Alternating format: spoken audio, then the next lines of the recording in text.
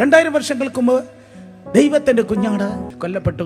പാപത്തിൽ നിന്നും പിശാചിൻ്റെ അടിമത്തത്തിൽ നിന്നും നമ്മൾ പുറത്തു വന്നു. 3-ാം ദിവസം ആദ്യ പെരുന്നാളിൽ സ്തോത്രം മോശ ആ വടിയെടുത്ത് ചെങ്കടലിനെ വിഭാഗിക്കുമ്പോൾ ചെങ്കടൽ 2ആയി ഇസ്രായേൽ ജനം മുന്നിലേക്ക് കടന്നുപോയി. എക്സാക്ട്ലി 3-ാം ദിവസം ആദ്യ പെരുന്നാളിൽ ഹേ മരണമേ നിന്റെ വിഷമുള്ള എവിടെ, ഹേ പാതാളമേ നിന്റെ ജയം എവിടെ എന്ന് പറഞ്ഞ് മരണത്തെയും പാതാളത്തെയും പരാജയപ്പെടുത്തി യേശു കർത്താവ് ഉയർത്തെഴുന്നേറ്റു.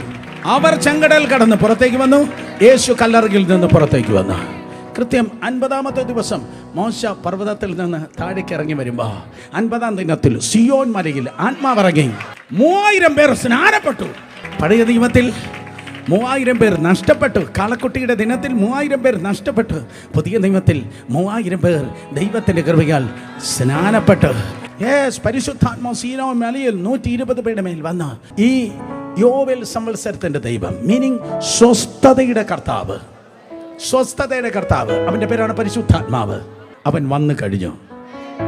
അതുകൊണ്ട് ഇന്ന് കർത്താവ് നമ്മോട് കൂടെ ഉണ്ട്. ഇന്ന് കർത്താവ് നമ്മോട് കൂടെ ടോട്ടലി ഉള്ളത് കൊണ്ട് ഇനി ഒരു 50 കൊല്ലം കഴിഞ്ഞിട്ട് അല്ലെങ്കിൽ 25 കൊല്ലം നോ ഇപ്പോൾ 24 മണിക്കൂറും നീ യോവേൽ സംവത്സരത്തിലാണ്.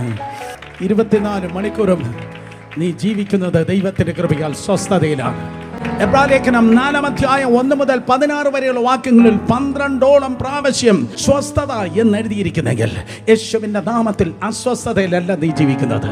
നിങ്ങൾക്ക് പ്രോബ്ലംസ് ഉണ്ടായിരിക്കാം, നിങ്ങൾക്ക് ചാലഞ്ചസ് ഉണ്ടായിരിക്കാം, നിങ്ങൾക്ക് ആവശ്യങ്ങളുണ്ടായിരിക്കാം, നിങ്ങൾക്ക് അത്യാവശ്യങ്ങളുണ്ടായിരിക്കാം. പക്ഷേ യേശുവിൻ്റെ നാമത്തിൽ അവനുമായിട്ടുള്ള കൊയ്നോനിയയിൽ, അവനുമായിട്ടുള്ള കൂട്ടായ്മയിൽ ജീവിക്കുമ്പോൾ ചെയ്യേണ്ടത് അവൻ നിനക്ക് വേണ്ടി തക്ക സമയത്ത് മിറക്കിളസായി ചെയ്യുവാൻ വേണ്ടി പോകുകയാണ്.